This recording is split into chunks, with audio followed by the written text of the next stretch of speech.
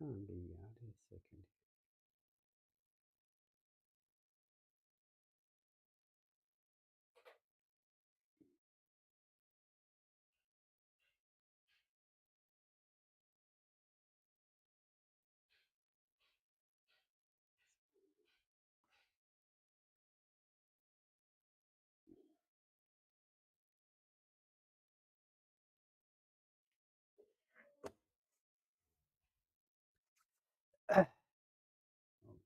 ठीक है। Good evening everyone. मैं अखिलेश, आपका दोस्त, आपका स्वागत करता हूं हमारे एजुकेशनल प्लेटफॉर्म एल1 क्लासेस में दोस्तों। और चूंकि जैसे कि हम पिछले कुछ लेक्चर्स में चर्चा कर चुके हैं, एएसओ के रिगार्डिंग जो हमारी क्लास जो चल रही थी जीएस की, जो डिस्क्रिप्टिव डिस्क्रिप्टिव टाइप की थी, थोड़ा सा व्याख्यात्मक प्रारूप था उनका। वो क्लासेस अब पूरी तरीके से पैड क्लासेस में पढ़ेंगे। ठीक है। अभी जो 9 o'clock जो हम क्लासेस चला रहे थे उसी की चला रहे थे, लेकिन अब वो चूंकि पैड क्लास में चली गई हैं, इसलिए अभी जो क्लास चल रही है, अभी जो 9 बजे से हम लोग को 9 PM से जो क्लास चला रहा है वो चला रहा है जीएस की। ठीक है, जीएस के रिगार्डिंग ये क्लास होने वाली है, जिसमें हम लोग एक 50 क्वेश्चन का एक ग्रुप रखेंगे, जिसमें सभी पार्ट शामिल होंगे। पहले ही बता चुका हूँ, जिसमें इतिहास होगा, ज्योग्राफी होगा, पॉलिटिकल साइंस होगा, इन्वायरमेंट होगा, कुछ एक साइंस के सब्जेक्ट टॉपिक्स होंगे, कुछ एक क्वेश्चन हो सकते हैं इन इकोनॉमिक्स के हों।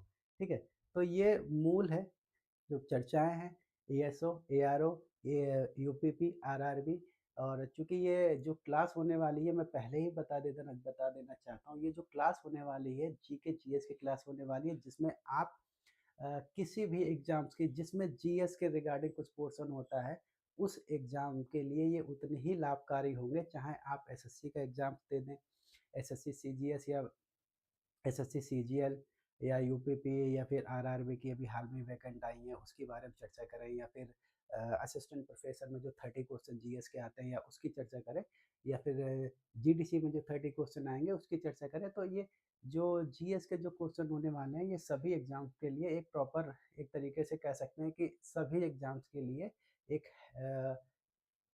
एक फुल पैकेज के तौर पे हम इसको देख सकते हैं। तो आज की जो क्लास है दोस्तों, ये जीएस की सेकंड क्लास होने वाली है। पहली क्लास हमने कर ली थी, पहली क्लास हम ले चुके हैं, और कुछ बच्चे भी पहली क्लास में आए थे।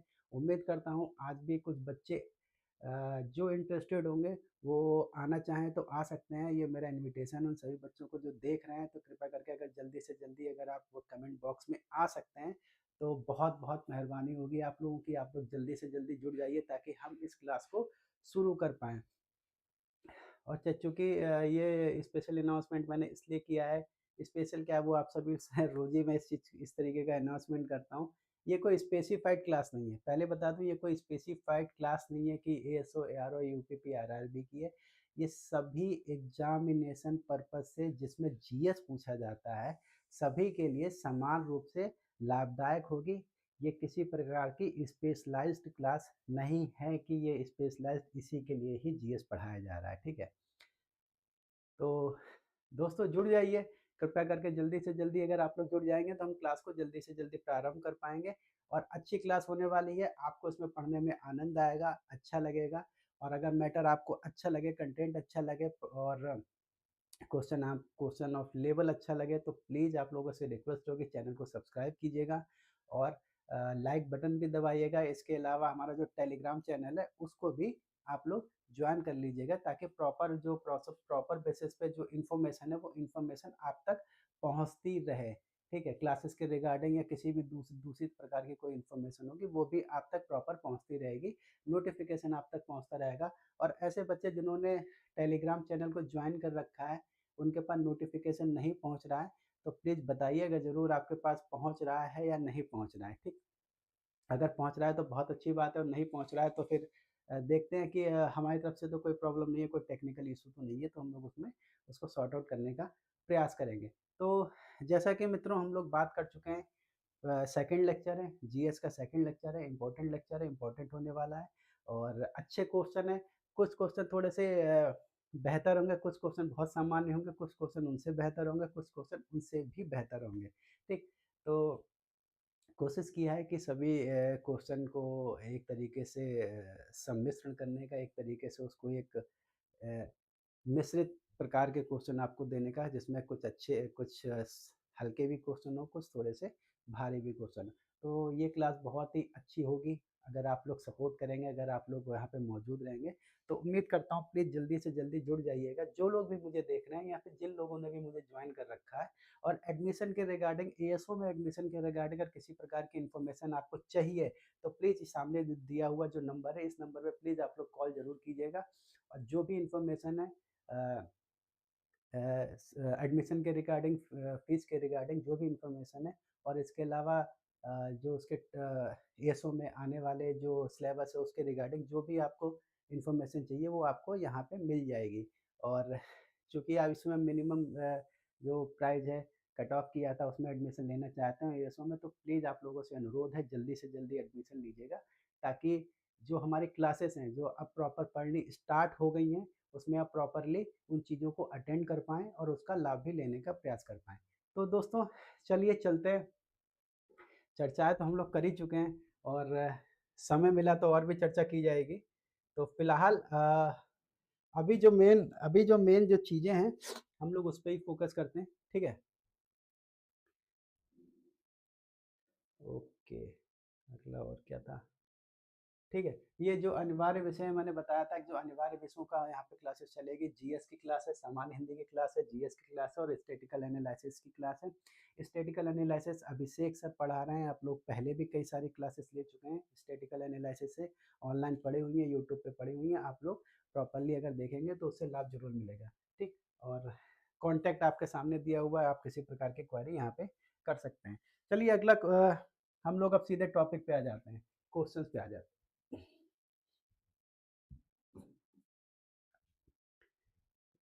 ये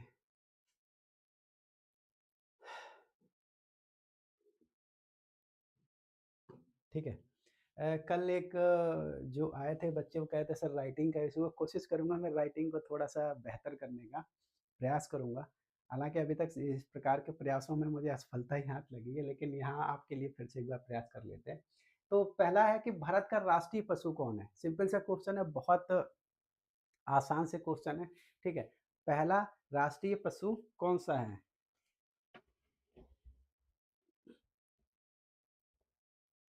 ठीक है? 1 सेकंड मुझे समय दीजिएगा आप लोग। सेट करने का। हाँ, पहला राष्ट्रीय पशु पशु कौन-सा? भारत का पहला राष्ट्रीय पशु कौन-सा? ऑप्शन आपके सामने है, शेर है, हाथी है, बाघ है, चीता है। राष्ट्रीय पशु की बात हो रही है, नेशनल एनिमल कौन है भारत का? ठीक है? शेर, हाथी, बाघ, चीता। ठीक है, सभी लोग जानते होंगे इसका आंसर है बाघ, ठीक है? और इसका जो साइंटिफिक नाम है वो है पैंथोरा टाइग्रिस। जो साइंटिफिक नाम है वो है पैंथोरा टाइग्रिस, ठीक है? सेकंड क्वेश्चन है, भारतीय संविधान कब लागू हुआ था? भारतीय संविधान कब लागू हुआ था? बहुत इंपॉर्टेंट क्वेश्चन है, भारतीय संविधान कब लागू हुआ था? नवंबर में इसको मनाया गया था। कब लागू हुआ था? 15 अगस्त 1947, 26 जनवरी 1950, 26 नवंबर 1949, 2 अक्टूबर 1950। कब लागू हुआ था? इम्प्लीमेंट कब हुआ था? ये इम्प्लीमेंट हुआ था 26 नवंबर 1949 को, ये इम्प्लीमेंट हुआ था। कब हुआ था? 26 नवंबर 1949 को। अगला क्वेश्चन है हमारे सामने,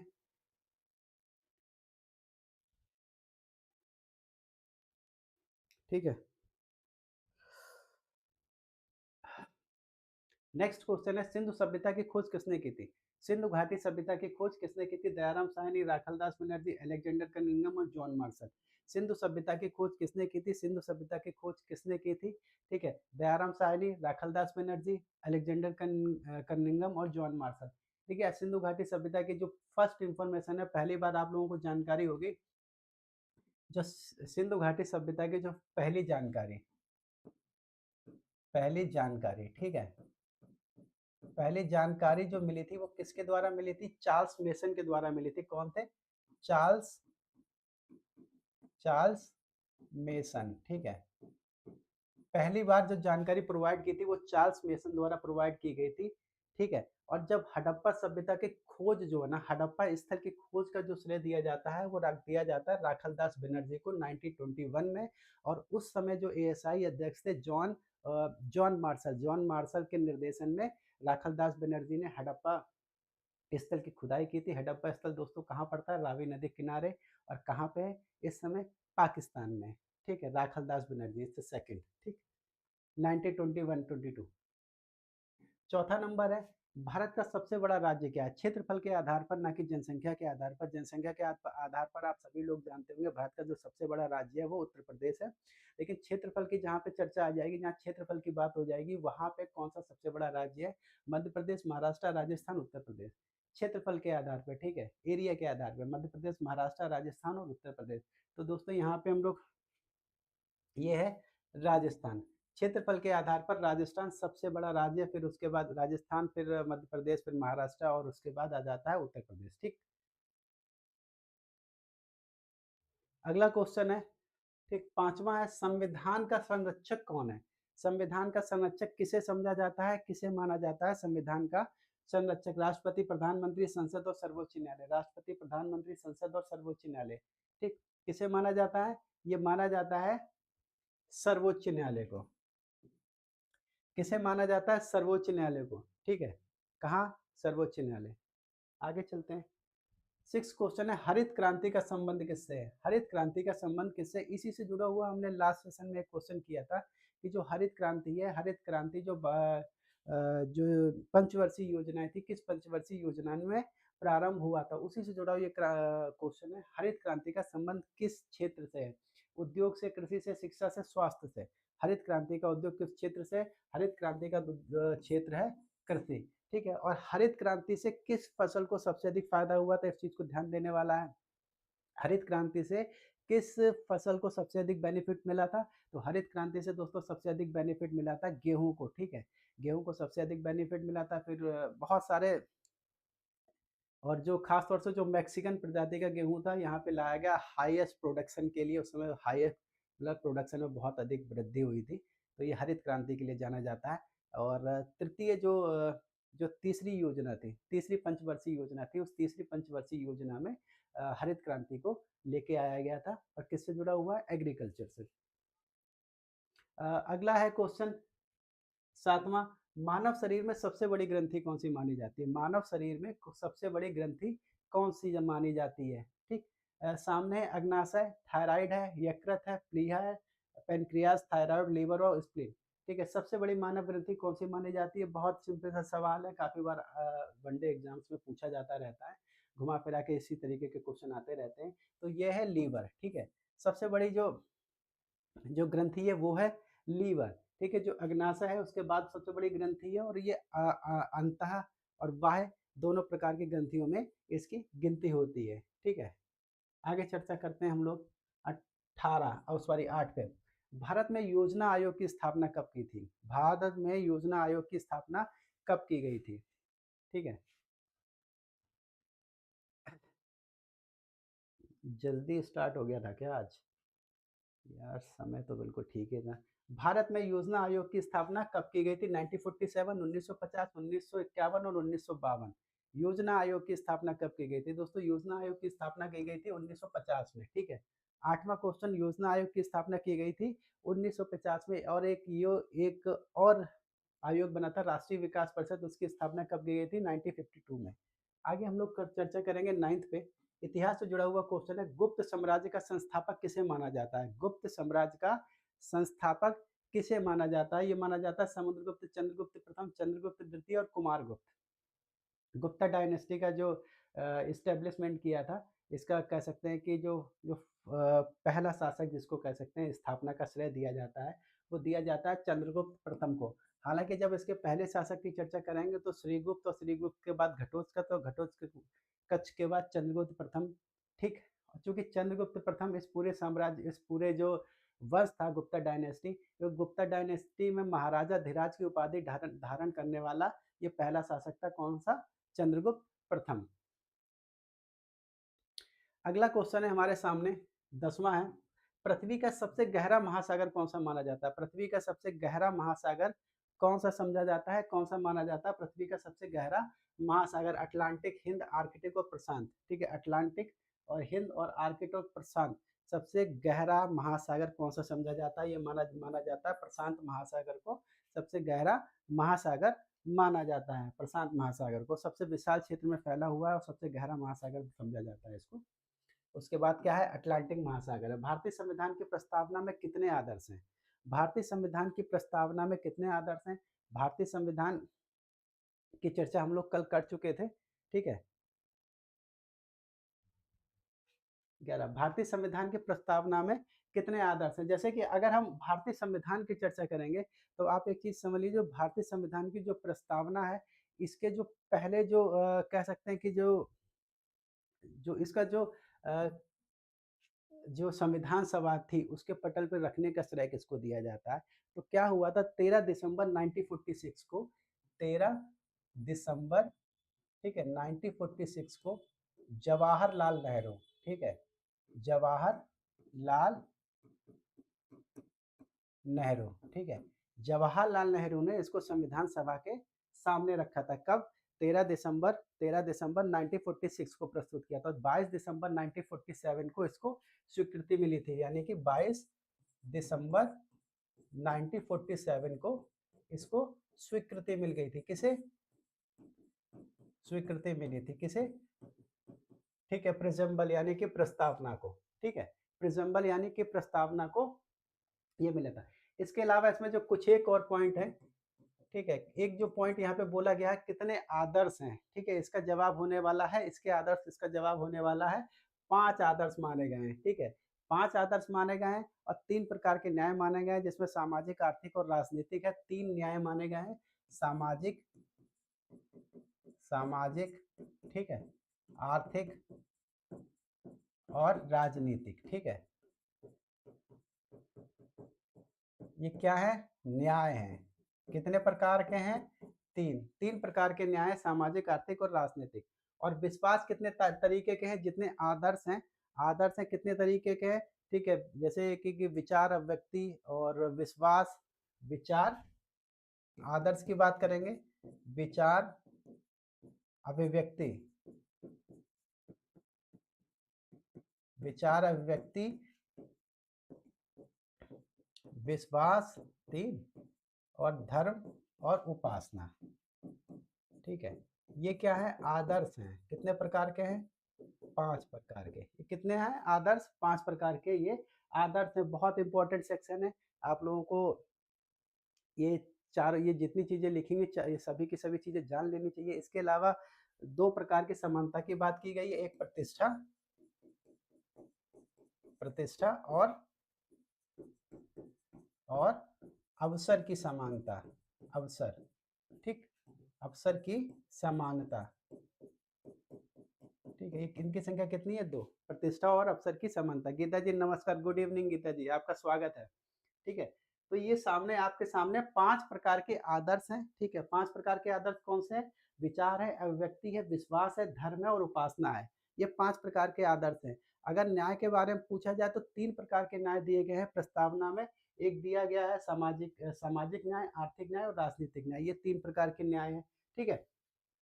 और अगर उसकी बात की जाए अवसर की, तो क्या है? प्रतिष्ठा और अवसर की समानता। ये 2 प्रकार के अवसर की बात की गई है। 13 दिसंबर 1946 को जवाहरलाल नेहरू ने इसे संविधान सभा में प्रस्तुत किया था। 22 दिसंबर 1947 को इसको स्वीकृति मिल गई थी, ठीक। तो ये प्रस्तावना से जुड़े हुए कुछ इम्पोर्टेंट फंक्शंस हैं, इम्पोर्टेंट तथ्य हैं। कितने क्वेश्चन हो गए? 11वां क्वेश्चन चल रहा है, बस 11वां क्वेश्चन चल रहा है। और ये जो 11वां क्वेश्चन है, बहुत इंपॉर्टेंट क्वेश्चन है, इस पर थोड़ा सा ध्यान दीजिएगा। रक्त का लाल रंग किसके कारण होता है? जो रक्त का जो लाल रंग होता है किसके कारण होता है? मैं पहले ही बता चुका हूँ, जो जीडीसी का जो पेपर आता है, उसका जो असिस्टेंट प्रोफेसर का, बहुत हाई फाई क्वेश्चन नहीं आते, बहुत टफ क्वेश्चन नहीं आते, जीएस में सामान्य क्वेश्चन आते हैं, ठीक। तो इसमें बहुत कुछ मॉडरेट, कुछ अच्छे क्वेश्चन होंगे, कुछ बहुत सामान्य क्वेश्चन होंगे। ये बहुत सामान्य क्वेश्चनों में इसकी गिनती होती है। प्लेटलेट्स, हीमोग्लोबिन, प्लाज्मा और आरबीसी किसके कारण उसका लाल रंग होता है? ये होता है हीमोग्लोबिन। किसके कारण होता है? हीमोग्लोबिन, ठीक है। 12 का अरे गीता जी 12 का बी है, हीमोग्लोबिन। हीमोग्लोबिन के कारण उसका जो रंग होता है वो क्या हो जाता है? रेड हो जाता है, ठीक। वंदे मातरम के रचयिता कौन है? वंदे मातरम के रचयिता कौन है? बहुत इंपॉर्टेंट क्वेश्चन है। वंदे मातरम के रचयिता कौन है? ठीक है। ये है रविंद्रनाथ टैगोर, बंकिम चंद्र चट्टोपाध्याय, महात्मा गांधी और सुभाष चंद्र बोस। ठीक है। और वंदे मातरम के बारे में अगर थोड़े से कुछ तथ्यों के अगर बारे में हम जान लें तो बेहतर होगा। जैसे वंदे मातरम जो गीत लिखा हुआ है, चलिए आंसर लगा लेते हैं इसमें, बंकिम चंद्र चटर्जी। जैसे वंदे मातरम जो लिखा गया है वो क्या है, किसके, उसका जो आधार है, ठीक है, अगर हम उसके आधार की बात करें, किस पे आधार है? सन्यासी विद्रोह के, उसका जो आधार है सन्यासी विद्रोह। ठीक है। क्या आधार है उसका? सन्यासी विद्रोह। ठीक है। 1767 से 1800 के आसपास तक का चला था। 1763 से 1763 से। ठीक है। क्या है आधार? क्या है? सन्यासी विद्रोह। पूछा जाता रहता है, बहुत बार क्वेश्चन पूछा गया। और रचयिता कौन है? बंकिम चंद्र चटर्जी। ठीक है। और इसमें जो मुख्य मुख्य जो लोग थे, जिसमें एक भवानी पाठक थे जो भूमिका निभाई थी। भवानी पाठक थे, भवानी पाठक। ठीक है। देवी चौधरानी, देवी चौधरानी। ठीक है। भवानी पाठक थे, देवी चौधरानी थे, केनो सरकार थे। कौन थे? केनो सरकार, केनो सरकार। ठीक। तो ये कुछ मुख्य लोग थे जो इस आंदोलन से जुड़े हुए थे। और वंदे मातरम गीत आप सभी लोग जानते होंगे, उसी से जुड़ा हुआ एक गीत है। चलिए आगे चलते हैं। 14 है, भारत का सबसे लंबा नदी तंत्र कौन सा माना जाता है? भारत का सबसे लंबा नदी तंत्र कौन सा माना जाता है? ये माना जाता है गंगा, ब्रह्मपुत्र, गोदावरी और नर्मदा। भारत का सबसे लंबा नदी तंत्र कौन सा माना जाता है? ये सबसे लंबा नदी तंत्र है गंगा। ठीक है। गंगा नदी तंत्र सबसे लंबा है। ठीक। चलते हैं अगले क्वेश्चन पे। उसके बाद गंगा नदी के बाद ब्रह्मपुत्र नदी आती है, फिर उसका नदी तंत्र बहुत बड़ा है। और फिर गोदावरी की जो लंबाई है वही बहुत है। नर्मदा की शायद 1300 किलोमीटर है, गोदावरी की शायद 1465 किलोमीटर के आसपास है, अगर मैं गलत नहीं हूँ तो। ठीक। चलिए आगे चलते हैं। लोकसभा का अधिकतम कार्यकाल कितना हो सकता है? ठीक है। लोकसभा सभा का अधिकतम कार्यकाल कितना हो सकता है? देखिए, जितने लोग, मैं बोल रहा हूँ कि जितने लोग भी अगर जीएस की क्लास के रिगार्डिंग लेना चाहते हैं, उन सभी से अनुरोध है, जो कल भी मौजूद है, उन सभी से अनुरोध है, कृपया करके अगर आप लोग ऑनलाइन आ जाएंगे, कमेंट बॉक्स में आ जाएंगे तो बहुत अच्छा रहेगा। क्लास बहुत अच्छी होने वाली है, आपको आनंद आएगा और पढ़ने में लगेगा। और थोड़ा सा जो हम लोग उसको एलोब्रेट करते हुए चलेंगे, थोड़ा सा उसको डिस्क्राइब करते हुए चलेंगे, तो थोड़ा सा और कुछ पॉइंट्स को आप लोग एक्सप्लोर कर पाएंगे। तो लोकसभा का अधिकतम कार्यकाल कितना हो सकता है? 4 वर्ष, 5 वर्ष, 6 वर्ष और 7 वर्ष। लोकसभा का जो अधिकतम कार्यकाल लगभग कितना हो सकता है? 4, 5, 6, 7। ठीक। तो ये सभी लोग जानते होंगे, इसका अधिकतम कार्यकाल 5 वर्ष होता है। लेकिन ये फिक्स्ड नहीं है। अगर लोकसभा 5, जैसे अगर चल जाती है तो 5 वर्ष के लिए तो चलेगी चलेगी, और 5 वर्ष के बाद उसका इलेक्शन होगा दोबारा से। ठीक है। लेकिन जरूरी नहीं है 5 वर्ष तक चले, 5 वर्ष से पहले भी लोकसभा भंग की जा सकती है। ठीक है। देखिए, जैसे संसद है, 3 चीजों से बना होता है, लोकसभा, राज्यसभा और राष्ट्रपति। राज्यसभा एक स्थायी तत्व होता है, राज्यसभा क्या होता है? एक स्थायी सदन होता है। और उच्च सदन जिसको हम बोलते हैं, स्थायी सदन होता है, वो भंग नहीं होता है वो कभी भी। लेकिन लोकसभा लोअर सदन होता है, निचला सदन होता है, और जो हर 5 साल बाद एक नई गवर्नमेंट बन के आती है, नई लोकसभा बनती है। और इसके अलावा 5 साल के अंदर भी वो सरकार गिर सकती है, लोकसभा भंग हो सकती है और नई लोकसभा बन के तैयार हो सकती है नए इलेक्शन होके। लेकिन अमूनन आइडियल जो है 5 वर्ष माना जाता है। लेकिन ये कहने का मतलब ये है कि कोई जरूरी नहीं है वो 5 वर्ष से पहले भंग ना हो पाए, 5 वर्ष से पहले भी उसको भंग किया जा सकता है। वो एक अलग अलग प्रकार की कंडीशंस होती हैं। ठीक है। चलिए आगे चलते हैं। मानव हृदय में कितने कक्ष होते हैं? मानव हृदय में कितने कक्ष होते हैं? 2, 3, 4, 5, 2, 3, 4, 5। मानव हृदय में कितने कक्ष होते हैं? मानव हृदय में ये होते हैं दोस्तों 4। ठीक है। 4 कक्ष होते हैं। और 4 कक्ष कौन कौन से होते हैं ये देखिए। एक होता है दाया आलिंद। ठीक। ठीक। फिर बाया आलिंद। ठीक। और फिर एक होता है दाया निलय और बाया निलय। ठीक है।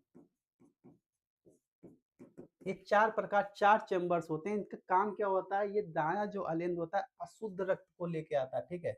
अशुद्ध रक्त होता है इसमें, अशुद्ध रक्त, ठीक? अशुद्ध रक्त लेके आता है। फिर अशुद्ध रक्त को जो दायाँ अलिंद है वो लेके जाता है फेफड़ों में। अशुद्ध रक्त को फेफड़ों में लेके जाता है, फेफड़ों में लेकर जाता है, ठीक है? और जो अशुद्ध रक्त को फेफड़ों में लेके जाता है जहाँ पे वो रिफाइन होता है, रिफाइन होने के बाद वो कहाँ आता है, बाएं अलिंद में शुद्ध रक्त आता है, शुद्ध रक्त आता है हृदय में, ठीक है? और शुद्ध रक्त बाएं अलिंद से कहाँ जाता है, पूरी बॉडी में जाता है। शुद्ध रक्त जाता है पूरी बॉडी में, शुद्ध रक्त यहाँ से पूरे शरीर में जाता है, पूरे शरीर में स्प्रेड होता है, ठीक है? ये इनके कुछ वर्किंग है, इस प्रकार से कुछ वर्किंग है। चलिए हम लोग आगे चलते हैं। 17 का है, भारत में पहली जनगणना कब हुई? भारत में पहली जनगणना कब हुई थी? ठीक है, सेंसेक्स पहली बार कब हुआ था भारत में?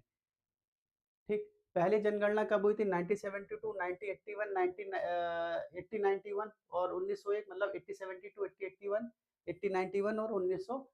पहली जनगणना कब हुई थी? तो दोस्तों पहली जनगणना हुई थी मेयो, ठीक है? पहली जनगणना हुई थी लॉर्ड मेयो के शासनकाल में। कौन थे? लॉर्ड मेयो, ठीक है? लॉर्ड मेयो के शासनकाल में पहली जनगणना हुई थी, शासनकाल में, ठीक है? ठीक है, लॉर्ड मेयो के शासनकाल में पहली जनगणना हुई थी। सेकंड, जब 81 की बात करेंगे तो प्रॉपर तरीके से होने लगा था, हर 10 मतलब निरंतर घट कह सकते हैं, निरंतर रूप से होने लगी, निरंतर रूप से होने लगी थी, ठीक है? लॉर्ड रिपन ने उसको निरंतर रूप से हर 10 वर्ष में एक जनगणना कराने का जो एक प्रोसेस था वो फॉलो किया था। 18 क्या प्रारंभ किया था? भारत का सबसे बड़ा बंदरगाह कौन है? भारत का सबसे बड़ा बंदरगाह कौन है? देखिए इस समय जो भारत में जो मुख्य मुख्य बंदरगाह शायद संभवतः उनकी संख्या मेरे ख्याल से 14 है, और उसके अलावा और बहुत सारे बंदरगाह मौजूद हैं, लेकिन जो मुख्य मुख्य उनकी संख्या लगभग 14 है। तो भारत का सबसे बड़ा बंदरगाह कौन है? कोलकाता, मुंबई, चेन्नई और कांडला। कोलकाता, मुंबई, चेन्नई और कांडला सबसे बड़ा बंदरगाह कौन सा है? तो सबसे बड़ा बंदरगाह है दोस्तों मुंबई। कंटेनर क्षमता के हिसाब से मुंबई सबसे बड़ा है, जिसको जवाहरलाल नेहरू नहाव शेरवा या फिर जवाहरलाल नेहरू पत्तन बोला जाता है, बंदरगाह बोला जाता है, तो ठीक है मुंबई। अगला क्वेश्चन क्वेश्चन है मौलिक अधिकार, फंडामेंटल राइट्स। जो एक फंडामेंटल राइट्स होते हैं, एक फंडामेंटल ड्यूटीज होती है, ठीक है? दोनों डिफरेंट है। जो फंडामेंटल ड्यूटीज है वो किसका भाग है? वो आप देखते हैं नीति निर्देशक तत्वों में देखते हैं, और भाग 4 का में, भाग 4 का में देखते हैं, ठीक है? नीति निर्देशक तत्वों में, ठीक है? और 5, 6, 7, 8 मौलिक सॉरी, ये तो फंडामेंटल राइट्स हैं। मौलिक अधिकार कितने हैं? फंडामेंटल राइट्स की बात हो रही है कि कितने हैं, इनकी संख्या कितनी है? तो इनकी संख्या है 6। हालांकि इनकी संख्या पहले 7 थी, जैसे संपत्ति का अधिकार इसमें आता था, संपत्ति के अधिकार को यहाँ से हटा दिया गया है, तब इनकी संख्या कितनी रह गई है? इनकी संख्या रह गई है 6। और ये किस किस प्रकार से हम लोग इनको देखते हैं? जो समानता का अधिकार है, पहला है समानता का अधिकार, ठीक है? समानता का अधिकार है, ठीक? ये क्या है? 14 से लेके 18 तक है, जो आर्टिकल है 14 से लेके 18 तक हम लोग देखते हैं, 14 से लेके 18 तक देखते हैं हम लोग समानता का अधिकार। सेकंड, जब हम बात करेंगे स्वतंत्रता का अधिकार की बात करेंगे, स्वतंत्रता, स्वतंत्रता का अधिकार, ठीक है? जब हम स्वतंत्रता के अधिकार की बात करेंगे तो आर्टिकल नंबर, ठीक, 19 से लेके कब तक, कहाँ तक जाता है? 22 तक जाता है, ठीक है? आर्टिकल नंबर 19 से लेके 22 तक कहाँ जाता है? स्वतंत्रता का अधिकार जाता है। उसके अलावा तीसरे नंबर पे आता है शोषण के विरुद्ध अधिकार, शोषण, शोषण के विरुद्ध, विरुद्ध अधिकार। शोषण के विरुद्ध का अधिकार कहाँ तक जाता है? 23 से आर्टिकल नंबर 23 से 24, ठीक है? आर्टिकल नंबर 23 से 24 शोषण के विरुद्ध अधिकार जाता है। फिर उसके बाद जब चौथे चौथे स्थान पर आते हैं, जब उसके बाद हम लोग चौथे स्थान पे आते हैं, तो बात की जाती है धार्मिक स्वतंत्रता की। किसकी बात की जाती है? धार्मिक, धार्मिक फ्रीडम की बात की जाती है, धार्मिक स्वतंत्रता, ठीक है। धार्मिक स्वतंत्रता 25 से लेके 28, ठीक है। 25 से लेके 28 है आर्टिकल नंबर। धार्मिक स्वतंत्रता 25 से लेके 28 है। फिर उसके बाद 5वें नंबर पे जब हम चर्चा करेंगे सांस्कृतिक अधिकार और शिक्षा, ठीक है। तो सांस्कृतिक और शिक्षा का अधिकार, सांस्कृतिक और शिक्षा, राइट टू एजुकेशन, शिक्षा का अधिकार। ये क्या है, आर्टिकल नंबर 29 से लेकर 30 तक है, ठीक है। ये आर्टिकल नंबर कहाँ से चलते हैं, 29 से लेकर 30 तक चलते हैं। और अंतिम लास्ट में जो आ जाता है वो है संवैधानिक उपचार, ठीक है। संवैधानिक उपचार, ठीक है। संवैधानिक उपचार क्या है, आर्टिकल नंबर 32, ठीक है। संवैधानिक उपचार आर्टिकल नंबर 32। ये 5, ये 6, ये 3 4 6, ये 6 फंडामेंटल राइट्स हैं जो सभी लोगों को पढ़ने चाहिए। देखिए मैं तो ये कहता हूँ पॉलिटिक्स में जो कॉन्स्टिट्यूशन है, कॉन्स्टिट्यूशन बचपन से ही हर बच्चे को अनिवार्य रूप से कुछ ऐसी चीज़ें हैं, तो मुझे लगता है हमारे एजुकेशन सिस्टम में बहुत बड़े सुधार की आवश्यकता है। जो पढ़ाई के स्तर में है, और सबसे बड़ा स्तर ये कहा जाता है, कुछ चीज़ों को बच्चों को प्रारंभिक तौर से ही सिखानी चाहिए, जैसे कि कॉन्स्टिट्यूशन बच्चों को प्रारंभिक तौर से ही पढ़ाना चाहिए, बचपन से ही, ठीक है। इतिहास को बचपन से ही पढ़ाना चाहिए, ठीक है। और तीसरी चीज़ है विज्ञान, ठीक है। वैज्ञानिक जो घटनाएँ हैं, अब जैसे ये होता नहीं, जैसे दादी-वादी पहले कहानियाँ सुनाई करती थी वर्षा क्यों होती है, लेकिन बच्चों को पता होना चाहिए वर्षा के पीछे वो रीज़न्स क्या हैं, ठीक है। वैज्ञानिक रीज़न है यहाँ कि भगवान इंद्र प्रसन्न होते हैं तो वर्षा होती है। तो उनको बच्चों को एक्चुअली में वाक़ई जो उसके जो साइंटिफिक रीज़न्स है, किसी भी घटना के पीछे जो साइंटिफिक रीज़न्स है, उसकी चर्चा करनी चाहिए स्कूल में, बच्चों को ये पता होना चाहिए। ठीक है? तो ये कुछ 4-5 चीज़ें हैं, मुझे लगता है बच्चों को इनिशियल स्टेज से लेके अंतिम छोर तक जब तक उनकी स्टडी वो तो फिर बाद में तो उनकी स्टडी बढ़ती जाती है, तो फिर वो अपने खुद ही इन चीज़ों को समझ जाते हैं। लेकिन प्रारंभिक तौर पे उन सभी बच्चों को ये चीज़ें पता होनी चाहिए, ये समझिए। बच्चे हो गए, हर किसी को इनफैक्ट पता होनी चाहिए, लेकिन अगर जब शिक्षा के स्तर में इस तरीके के चेंजेस लाएँगे, तभी कुछ भला हो सकता है, नहीं तो कुछ भला-वला होने वाला नहीं है। ये समझ लीजिए। भारत का राष्ट्रीय खेल कौन-सा है? ठीक है, भारत का राष्ट्रीय खेल कौन-सा माना जाता है? Cricket, hockey, kabaddi, football. ठीक है, हॉकी आप सभी लोग जानते हैं, राष्ट्रीय खेल हॉकी को माना जाता है। चलिए आगे चलते हैं।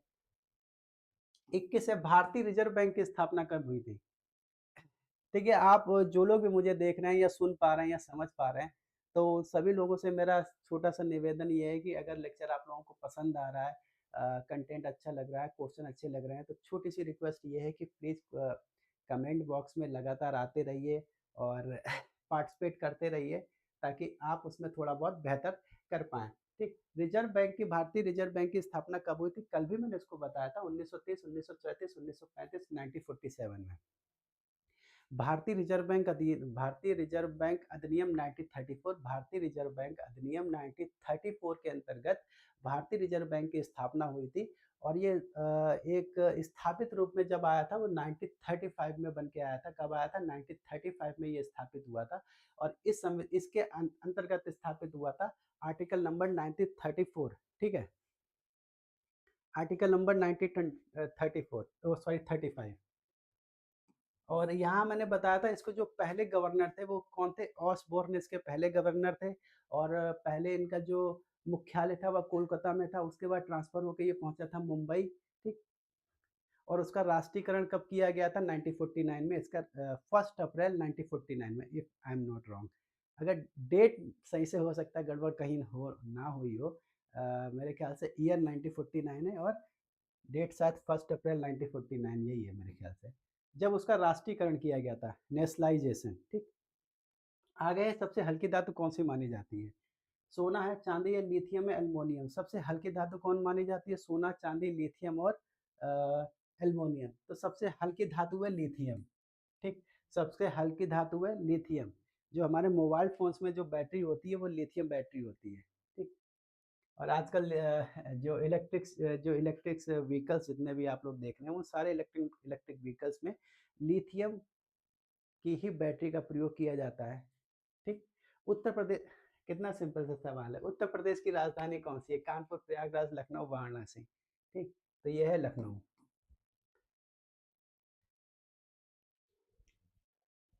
2400 सूर्य से पृथ्वी तक प्रकाश पहुंचने में कितना समय लगता है? सूर्य से पृथ्वी तक प्रकाश पहुंचने में कितना समय लगता है? सूर्य से पृथ्वी तक प्रकाश पहुंचने में कितना समय लगता है? 4, 6, 8 और 10। 4 मिनट, 6 मिनट, 8 मिनट, 10 मिनट। ठीक। सॉरी, ये लगता है 8 मिनट। आगे हम लोग चलते हैं 25 नंबर पे। संविधान सभा के अध्यक्ष कौन थे? संविधान सभा के अध्यक्ष कौन थे? यहाँ से दो चीजें बनती हैं। ठीक, क्योंकि यहाँ से इनफैक्ट दो क्वेश्चन बनते हैं। संविधान सभा के पहले अस्थाई जो अध्यक्ष थे, संविधान सभा के जो पहले दोस्तों अस्थाई अध्यक्ष थे, वो 9 दिसंबर 1946 में किसे बनाया गया था? सच्चिदानंद सिन्हा को। किसे बनाया गया था? सच्चिदानंद सिन्हा को। और जो उपाध्यक्ष थे एच.सी. मुखर्जी थे। कौन थे? उपाध्यक्ष एच.सी. मुखर्जी उपाध्यक्ष थे, और जो अध्यक्ष थे सच्चिदानंद सिन्हा थे। ठीक है, और फिर उसके 2 दिन बाद मतलब 11 दिसंबर 1946 को डॉक्टर राजेंद्र प्रसाद को उसका स्थायी अध्यक्ष बनाया गया था। किसको? डॉक्टर राजेंद्र प्रसाद को उसका स्थायी अध्यक्ष बनाया गया था। किसका? संविधान सभा का। आगे हमारे पास है 26, नील दर्पण किसने लिखा है? नील दर्पण किसके द्वारा लिखा गया है? नील दर्पण, ठीक है, प्रेमचंद, भरतेंदु, दीनबंधु मित्र और रविंद्रनाथ। नील दर्पण किसके द्वारा लिखा गया है? बहुत इंपॉर्टेंट बुक है, कई बार पूछी गई है। ये दीनबंधु मित्र द्वारा लिखी गई है। ये नील दर्पण किस पे आधारित है? जो नील किसान थे, नील किसानों की दुर्दशा पे आधारित है। और उस पर जो नील आंदोलन हुआ था 1859 में, जो नील आंदोलन हुआ था, उस आंदोलन पे लिखी गई ये बुक है नील दर्पण। ठीक है, आगे हम लोग चर्चा करते हैं।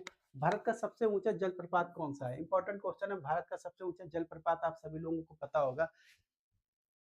सबसे ऊंचा जलप्रपात, वाटरफॉल, सबसे ऊंचा वाटरफॉल कौन सा है? ठीक, जोग जलप्रपात, धुआंधार जलप्रपात, कुंचिकल जलप्रपात और हुंड्रू जलप्रपात। सबसे ऊंचा जलप्रपात दोस्तों कौन सा है? यह है कुंचिकल जलप्रपात। कहाँ पे है? कर्नाटका के शिमोगा जिले में है। कहाँ पे है? कर्नाटका, कर्नाटक, कौन सा? शिमोगा जिला, शिमोगा जिला। ठीक है, कौन सा है? कर्नाटका में। और कौन सी जगह है? शिमोगा जिला में। ठीक है, आगे हम लोग चर्चा करेंगे। एक मिनट, हाँ चलिए इसकी हाइट देख लेते। 455 मीटर है। 455 इसकी जो हाइट है, 455 मीटर ऊपर से गिरता है। और ये सीधा गिरने वाला सबसे बड़ा वाटरफॉल है। ठीक, और इसकी 1400, अगर हम इसके फीट के हिसाब से देख लेंगे तो 1493 फीट है। 1493 फीट। देखिए, कहीं अगर फीट के हिसाब से पूछ लिया जाए तो 1493 फीट। और नदी कौन सी है? नदी कौन सी है? वराही नदी, वराही नदी।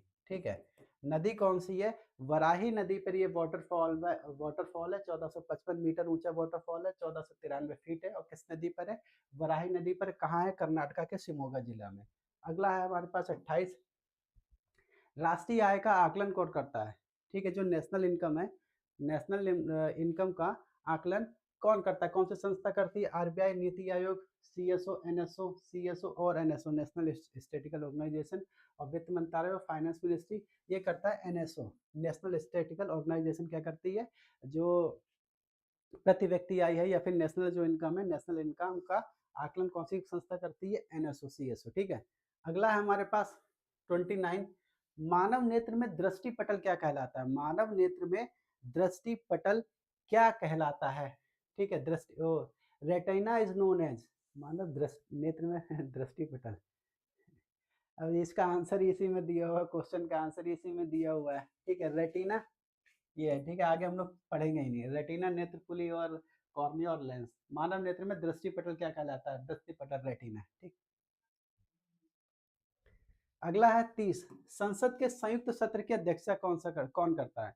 जो संसद का जो संयुक्त सत्र होता है उसकी अध्यक्षता कौन करता है?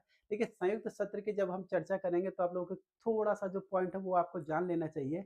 जो संसद का संयुक्त सत्र उस स्थिति में बुलाया जाता है जब दोनों सदनों में किसी भी प्रकार का गतिरोध हो। जैसे लोकसभा से कोई विधेयक पास करके राज्यसभा में भेजा गया और राज्यसभा से उसको समर्थन नहीं मिलता या उसको पास नहीं मिलता, तो एक प्रकार का गतिरोध उत्पन्न होता है। तो गतिरोध उत्पन्न होने की स्थिति में एक एक तरीके से संयुक्त सभा बुलाई जाती है। उसकी अध्यक्षता कौन करता है? ठीक है, उसकी अध्यक्षता करता है लोकसभा अध्यक्ष। उसकी अध्यक्षता कौन करता है? लोकसभा अध्यक्ष। और जो संयुक्त बैठक बुलाने का जो प्रावधान है, संयुक्त बैठक, जो संयुक्त बैठक है, ये किस आर्टिकल के अंतर्गत बुलाई जाती है? बहुत इंपॉर्टेंट आर्टिकल है, आर्टिकल नंबर 108। ठीक है, आर्टिकल नंबर 108 के अंतर्गत ये जो संयुक्त बैठक बुलाई जाती है, इसकी अध्यक्षता कौन करता है? लोकसभा अध्यक्ष करता है। लोकसभा अध्यक्ष करता है। ठीक है, इसकी अध्यक्षता। ठीक है, संयुक्त बैठक की अध्यक्षता कौन करता है? लोकसभा अध्यक्ष करता है। इसके अलावा ऐसे छोटी सी चीज है, अगर जो गतिरोध हो रहा है, गतिरोध होने में जो वोटिंग होती है, वोटिंग अगर इक्वल हो तो ये क्या कर सकता है? क्या कर सकता है? अपना एक वोट डाल सकता है, कास्टिंग वोट डाल सकता है किसी के पक्ष में, अगर वोट इक्वल हो तो। ठीक है, इसको हम लोग क्या बोलते हैं? निर्णायक मत। निर्णायक मत, ठीक है, का अधिकार है। निर्णायक मत का अधिकार है लोकसभा अध्यक्ष को। किस आर्टिकल के अंतर्गत है? Article number 100। ठीक है, आर्टिकल नंबर 100 के अंतर्गत इसको एक निर्णायक मत देने का अधिकार है। अगर दोनों वोटिंग सेम होती है तो इस निर्णायक मत को हम लोग कास्ट वोटिंग कहते हैं। क्या बोलते हैं? कास्ट वोटिंग कहते हैं। ठीक है, आर्टिकल नंबर 100। ये छोटा सा फैक्ट है, बहुत इंपॉर्टेंट फैक्ट है। जो मैंने आपको 2 फैक्ट्स बताए, बहुत इंपॉर्टेंट फैक्ट्स बताए, एग्जाम पर्पज से बहुत इंपॉर्टेंट है। भारत में प्रथम महिला राज्यपाल कौन थी? भारत में प्रथम महिला राज्यपाल कौन थी? प्रतिभा पाटिल, सरोजनी नायडू, इंदिरा गांधी और सुचेता कृपलानी। पहली जो राज्यपाल थी वो थी सरोजनी नायडू। सरोजनी नायडू कहाँ की राज्यपाल थी? ये उत्तर प्रदेश की राज्यपाल थी सरोजनी नायडू। आगे हम लोग चर्चा करेंगे 32वें भारत का सबसे बड़ा मारुस्थल कौन है? भारत का सबसे बड़ा मारुस्थल कौन सा है? ठीक है, थार है, सहारा है, गोबी है और कालाहारी है। भारत का सबसे बड़ा मारुस्थल कौन सा है? तो ये दोस्तों है थार मारुस्थल। ठीक है, और सबसे ज्यादा आबादी हम लोग देखते हैं थार मारुस्थल में, सबसे अधिक आबादी हम लोग पाते हैं किसमें? थार मारुस्थल में। सहारा क्या है? विश्व का सबसे बड़ा मारुस्थल है। गोबी मारुस्थल आपको देखने को मिलता है कहाँ पे? मंगोलिया में देखने को मिलता है। कालाहारी जो मारुस्थल देखने को मिलता है, ये आपको कहाँ पे देखने को मिलता है? ये आपको बोत्सवाना साउथ अफ्रीका में कालाहारी मारुस्थल देखने को मिलता है। अगला चर्चा है हमारे पास 33। मानव शरीर में इंसुलिन हार्मोन कहाँ से उत्पन्न होता है? मानव शरीर में इंसुलिन हार्मोन कहाँ से उत्पन्न होता है? मानव शरीर में इंसुलिन, ठीक है, यकृत से, अग्नाशय से, गुर्दा से और प्लीहा से, पेनक्रियास से और किडनी से और स्प्लीन से और यकृत से। ठीक है, तो ये उत्पन्न होता है अग्नाशय से। पेनक्रियाज से, देखिए पेनक्रियाज में जो एक जो साइंटिस्ट थे लेगहॉर्न ने कुछ एक वहाँ पे इसका रिसर्च किया। तो जो लैंगरहैंस दीपिका है, लैंगरहैंस दीपिका से ये जो इंसुलिन है, इंसुलिन प्रोड्यूस होता है। और इंसुलिन लैंगरहैंस दीपिका को 3 प्रकार के हार्मोन्स में डिवाइड किया गया, alpha beta gamma, alpha beta gamma. और जो बीटा हार्मोन्स है, वहाँ से ये इंसुलिन हार्मोन्स जो बीटा जो कोशिकाएं हैं, अल्फा बीटा गामा कोशिकाएं, उसमें से बीटा कोशिका से इंसुलिन हार्मोन प्रोड्यूस होता है। देखिए जब डायबिटिक जो पेशेंट होता है, डायबिटिक पेशेंट का इंसुलिन डाउन हो जाता है, इसलिए आप लोग देखे होंगे उनको इंसुलिन के इंजेक्शन दिए जाते हैं, डायबिटिक जो पेशेंट होते हैं। तो कहाँ से? बीटा से इंसुलिन हार्मोन प्रोड्यूस होता है। भारत में उपराष्ट्रपति का निर्वाचन कौन करता है? भारत में उपराष्ट्रपति का निर्वाचन कौन करता है? केवल लोकसभा, केवल राज्यसभा, संसद के दोनों सदस्य। ठीक है, कौन करता है? और विधानसभा है तो संसद के दोनों सदस्य, यानी कि लोकसभा और राज्यसभा के दोनों सदस्य क्या करते हैं? जो उपराष्ट्रपति का है, उपराष्ट्रपति का निर्वाचन ये लोग करते हैं। ठीक है, और 66 फर्स्ट के अनुसार जो निर्वाचक मंडल दिया हो, निर्वाचन मंडल में संसद के दोनों सदनों का जिक्र किया गया है, लोकसभा और राज्यसभा। इसमें विधानसभाएं, विधान परिषद शामिल नहीं होती है उपराष्ट्रपति के इलेक्शन में। आगे है हमारे सामने, इनकलाब जिंदाबाद का नारा किसने दिया था? ये क्वेश्चन है, इंपॉर्टेंट क्वेश्चन है, बेहतरीन क्वेश्चन है। और इस क्वेश्चन में थोड़ा सा फेरबदल भी है। इनकलाब जिंदाबाद का नारा किसके द्वारा दिया गया? महात्मा गांधी, भगत सिंह, सुभाष चंद्र बोस और लाला लाजपत राय। ठीक है, इसका जो आंसर होगा भगत सिंह। देखिए भगत सिंह ने जो इनकलाब जिंदाबाद का नारा बहुत फेमस किया था। ठीक है? और इनको फ़ेमस करने का, इनको प्रसिद्ध, इस नारे को प्रसिद्ध करने का जो श्रेय है भगत सिंह और उनके जो साथी हैं उनको दिया जाना चाहिए। लेकिन इसको जो इजाद करने का, जो पहली बार इस नारे का जिसने प्रयोग किया था वो मौलाना हसरत मोहानी थे, ठीक है? 1921 में मौलाना हसरत मोहानी ने इनकलाब ज़िंदाबाद क्या नारा दिया था, किसने? मौलाना हसरत मोहानी ने इनकलाब ज़िंदाबाद का नारा दिया था 1921 में। लेकिन भगत सिंह और उनके जो सहयोगी क्रांतिकारी थे, उसको इस नारे का प्रसिद्ध करने को, फ़ेमस करने का या लोकहित नारा बनाने में, लोक जन नाला नारा बनाने में बहुत बड़ा योगदान रहा है, ठीक? पृथ्वी के वायुमंडल में सबसे अधिक मात्रा में कौन-सी गैस पाई जाती है? पृथ्वी के वायुमंडल में सबसे अधिक मात्रा में कौन सी गैस पाई जाती है? ऑक्सीजन, कार्बन डाइऑक्साइड, नाइट्रोजन और हाइड्रोजन। साधारण सा क्वेश्चन है, सिंपल सा क्वेश्चन है, ये पाई जाती है नाइट्रोजन में। 77 पॉइंट समथिंग कुछ पाई जाती है, कौन सी? नाइट्रोजन। 37 है, भारतीय संविधान में आपातकाल संबंधी प्रावधान किस भाग में दिए गए? भारतीय भारतीय संविधान में जो आपातकाल संबंधी प्रावधान किसमें दिए गए हैं, किस भाग में दिए हैं? भाग हो गया 16, भाग हो गया 18, भाग हो गया क्या है ये 19, ठीक? और भाग हो गया एक, भाग हो गया 20। किसमें दिया गया है? ये भाग दिया गया भाग 18 में। आपात उपबंध, आपात उपबंध किसमें दिए गए हैं? भाग 18 में, आर्टिकल नंबर 352, आर्टिकल नंबर 356 और आर्टिकल नंबर 360। ये तीनों ही आर्टिकल दे रखे हैं किसमें? भाग 18 में। और आपात उपबंध की जो संरचना अगर हम लोग देखते हैं, जो प्रावधान लिया गया है, आपात उपबंध का प्रावधान कहाँ से लिया गया है? जर्मनी से लिया गया है आपात उपबंध का प्रावधान। भारत का सबसे बड़ा कोयला क्षेत्र कहाँ है? भारत का सबसे बड़ा कोयला क्षेत्र है झारिया, बोकारो, रानीगंज और तालचेर। भारत का सबसे बड़ा कोयला क्षेत्र कहाँ है? ठीक है, ये है दोस्तों झारिया में, ठीक है? ये कहाँ पे? झारिया में, ठीक है? कहाँ पे? झारिया में। झारिया में जो झारखंड का एक क्षेत्र है, झारखंड का एक क्षेत्र है जिसको हम लोग झारिया नाम से जानते हैं। और ये किस जिले में पड़ता है? ये धनबाद जिले में पड़ता है। झारखंड के धनबाद जिले में झारिया पड़ता है और ये सबसे बड़ा कोयला क्षेत्र है। इसके अलावा ये इस चीज़ के लिए फेमस है, कई सौ वर्षों से वहाँ पे लगातार आग प्रज्वलित हो रही है। मतलब वहाँ पे पहले कभी किसी ज़माने में आग लग गई होगी, तब से कोयले का इतना विशाल भंडार है, तब से वो कोयला नीचे नीचे लगातार सुलग रहा है झारिया में। आगे हमारे पास मानव शरीर में रक्त का शुद्धिकरण कौन करता है? मानव शरीर में जो रक्त रक्त का शुद्धिकरण है कौन करता है? यकृत, हृदय, फेफड़े, गुर्दा। रक्त का शुद्धिकरण कौन करता है? जो रक्त को जो फिल्टर, जो जिसको फिल्टर कहते हैं, रक्त को फिल्टर करने का काम किसका है? ये काम है गुर्दे का, किडनी, ठीक? किडनी ये काम करती है बहुत ईज़िली तरीके से, इसलिए किडनियों को स्वस्थ रखिए भाइयों। भारतीय संविधान में मौलिक कर्तव्य किस संशोधन द्वारा जोड़े गए थे? Fundamental duties. भारतीय संविधान में जो फंडामेंटल ड्यूटीज हैं, किस मौलिक कर्तव्य को किस संविधान संशोधन द्वारा जोड़ा गया? 42, 44, 52 और 61। 42, 44, 52 और 61, ठीक है? किस मौलिक द्वारा जोड़ा गया था? ठीक, तो ये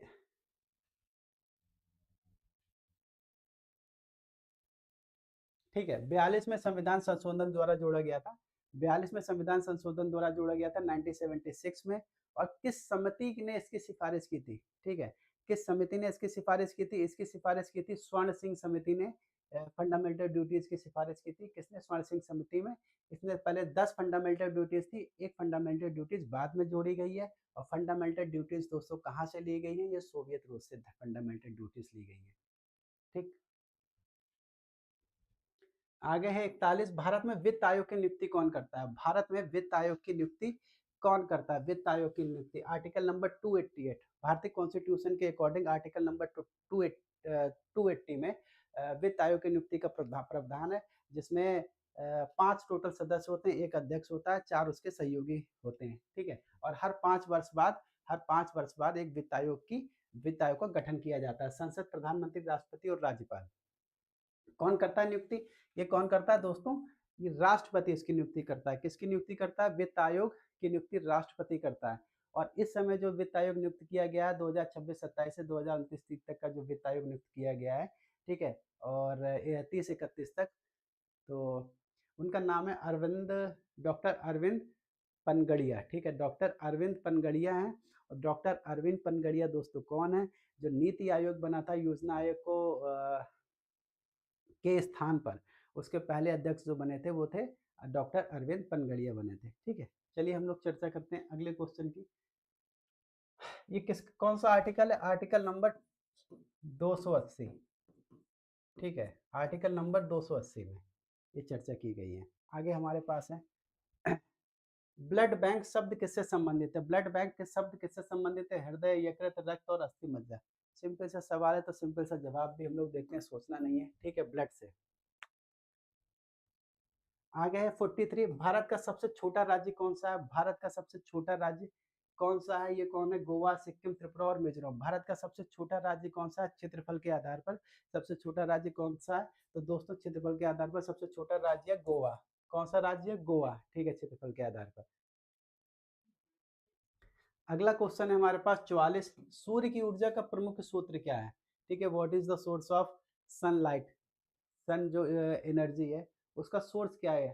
ठीक है, तो विखंडन, फिजन हो गया, फ्यूजन हो गया, कंब्यूशन हो गया, रेडिएशन हो गया, मतलब विखंडन, संलयन, दहन और विकिरण। ठीक है, सबसे मेन कारण क्या है? देखिए सूर्य की जो ऊर्जा है वो एक तरीके की नाभिकीय ऊर्जा है। और नाभिकीय ऊर्जा क्या होती है? जो उसमें जो नाभिक के क्या होते हैं, जो कण होते हैं अलग अलग परमाणु मिलकर जब उसका संलयन करते हैं, जब वो बनते रहते हैं, तो उसको सूर्य की ऊर्जा का वो प्रमुख सोर्स है कि अलग अलग परमाणु मिलकर एक हो जाते हैं, फिर वो संलयन करते हैं, मतलब वो संलयन होता है, उसकी वजह से ऊर्जा बनती बिगड़ती रहती है, बनती रहती है, और नाभिकीय विखंडन भी होता रहता है इसमें। ठीक, तो मुख्य जो कारण है ऊर्जा का जो स्रोत है वो संलयन है, फ्यूजन। क्या है? फ्यूजन।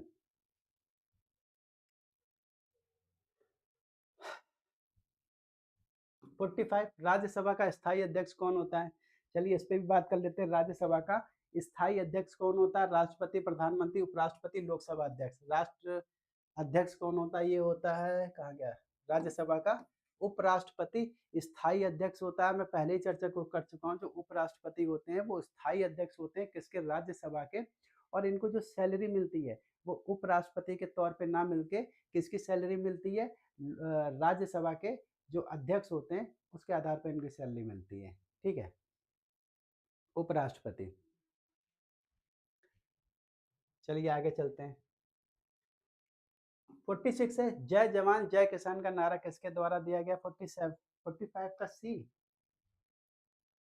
हाँ 45 का सी बिल्कुल ठीक है। जय जवान जय किसान का नारा किसके द्वारा दिया गया? बहुत फेमस नारा है, नेहरू, लाल बहादुर शास्त्री, पटेल, सुभाष चंद्र बोस, किसके द्वारा दिया गया है? ये द्वारा दिया गया है लाल बहादुर शास्त्री के द्वारा गया है, जय जवान जय किसान। आगे हमारे पास 47, मानव शरीर में सबसे कठोर पदार्थ कौन सा होता है? इंपॉर्टेंट क्वेश्चन है, मानव शरीर का सबसे कठोर पदार्थ कौन सा माना जाता है? ये हड्डी, दांत का एनामल, खून हो गया, उपस्थि हो गया, ठीक है। कौन सा सबसे कठोर पदार्थ माना जाता है? तो ये माना जाता है दांत का एनामल, ठीक है, दांत का एनामल, टूथ एनामल सबसे कठोर पदार्थ माना जाता है।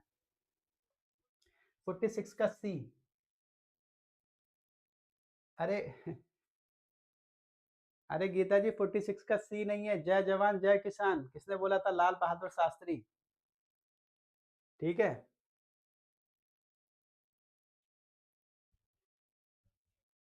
48 है, भारत का राष्ट्रीय पक्षी कौन सा है? भारत का राष्ट्रीय पक्षी कौन सा है? बहुत साधारण क्वेश्चन है ये, और इसमें मुझे नहीं लगता किसी आप लोगों को गलती करनी चाहिए किसी को भी, ठीक। और कबूतर, मोर, तोता, बाज, ठीक है, मोर, ठीक है। भारत का जो राष्ट्रीय पक्षी है वो है मोर। इसका जो साइंटिफिक नेम है वो है पावो क्रिस्टेसस। पावो क्रिस्टेसस इसका साइंटिफिक नेम है, प्रावो क्रिस्टेसस। भारतीय संसद के कितने सदन हैं? भारतीय जो संसद है उसके कितने सदन हैं? मैंने इसी लेक्चर में बताया था, बल्कि कि भारतीय संसद 3 चीज़ों से मिलकर बनी है। एक लोकसभा, एक राज्यसभा और तीसरे हैं राष्ट्रपति, ठीक है, लोकसभा, राज्यसभा और राष्ट्रपति, ठीक। और कितने सदन, चूंकि यहाँ पे सिर्फ सदन की बात की गई है, सदन कौन से? सिर्फ 2 ही हैं, लोकसभा और राज्यसभा, ठीक है। लोकसभा और राज्यसभा 2 हैं, जिसमें से लोकसभा एक स्थायी सदन है, यानी वो भंग हो सकती है, जो किस कार्यकाल 5 वर्ष का होता है। जो हम लोग मेंबर ऑफ पार्लियामेंट चुनते हैं, लोकसभा के जो इलेक्शंस होते हैं उसमें हम चुनते हैं, वो सब लोकसभा में जाते हैं। उसके बाद वो भंग की जा सकती है। उसका कार्यकाल 5 वर्ष का होता है, लेकिन वो स्थायी नहीं होता। 5 वर्ष से पहले भी वो विभिन्न परिस्थितियों में उसको भंग किया जा सकता है। फिर नए इलेक्शन होंगे, फिर नई गवर्नमेंट बनेगी। लेकिन जो राज्यसभा होती है वो स्थायी सदन होता है, वो कभी भी भंग नहीं होती है।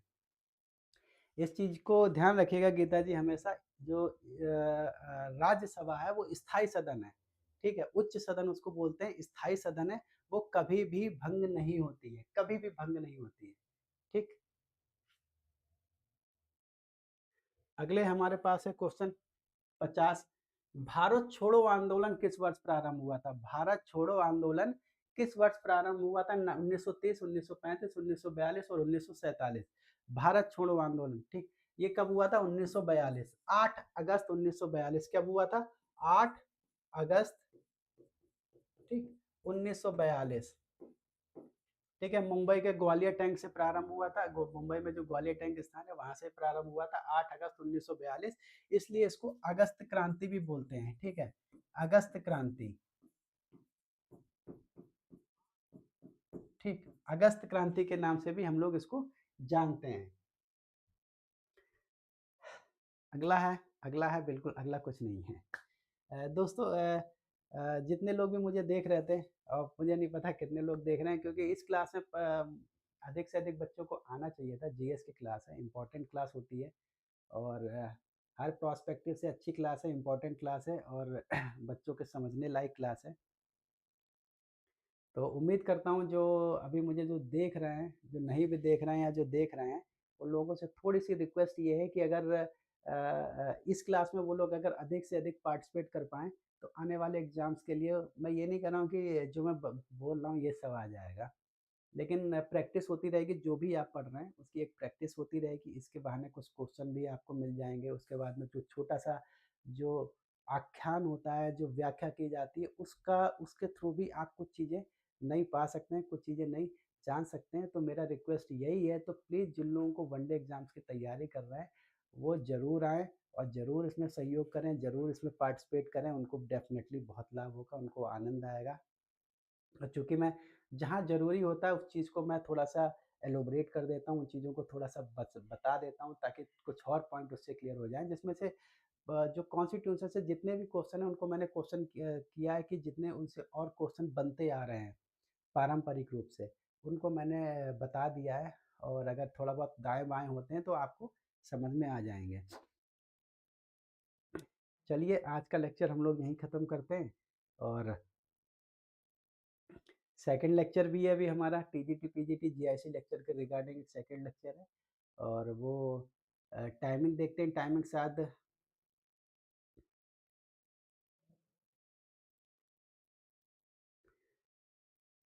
ठीक है। थैंक यू गीता जी, आने के लिए बहुत-बहुत आपका अभिनंदन है। कल फिर आइएगा, 9 बजे से क्लास स्टार्ट हो जाती है, और कोशिश करूँगा कुछ जो बहुत सामान्य क्वेश्चन है उनको मैं इसमें ना रखूँ। बहुत जो चीज़ें हैं, बहुत सामान्य क्वेश्चन होते हैं ना, थोड़ा-सा अजीबो-गरीब, बहुत सामान्य क्वेश्चन जो है ना, बहुत ईज़िली, जैसे कि उत्तर प्रदेश की राजधानी, हालाँकि बहुत से बच्चे उसमें भी कच्चा खा जाएँगे, ऐसा नहीं है। जो वनडे के बच्चे देते हैं, ठीक, उसमें भी वो दिक्कत हो सकती है उनको, लेकिन कोशिश करूँगा कि थोड़े से और अच्छे बेहतर क्वेश्चन बनाने का प्रयास करूँ। हालाँकि बेहतर ही क्वेश्चन थे, कुछ एक अगर क्वेश्चनों को छोड़ दिया जाए, ठीक, बाकी सारे क्वेश्चन अच्छे थे, और उम्मीद करता हूँ आगे भी अच्छे ही क्वेश्चन आप लोगों को मिलेंगे। तो आज का लेक्चर यहीं ख़त्म करते हैं, कल, ठीक है? और आगे हम लोग कल फिर आपसे मुलाकात होगी ठीक 9 बजे, ठीक है? और ये क्लास फिर से वही होने वाली है, जीएस और जीके के रिगार्डिंग। अब साढ़े 10 बजे फिर से ये क्लास होने वाली है, किसकी? टीजीटी पीजीटी जीआईसी लेक्चर की। बने रहिएगा। थोड़ी देर बाद हम लोग आपसे फिर मिलेंगे, ठीक है? फिर मुलाकात होगी थोड़ी देर बाद। चलिए, नमस्कार सभी को, गुड नाइट एवरीवन, ठीक। गीता जी आप ज़रूर आइएगा उसमें।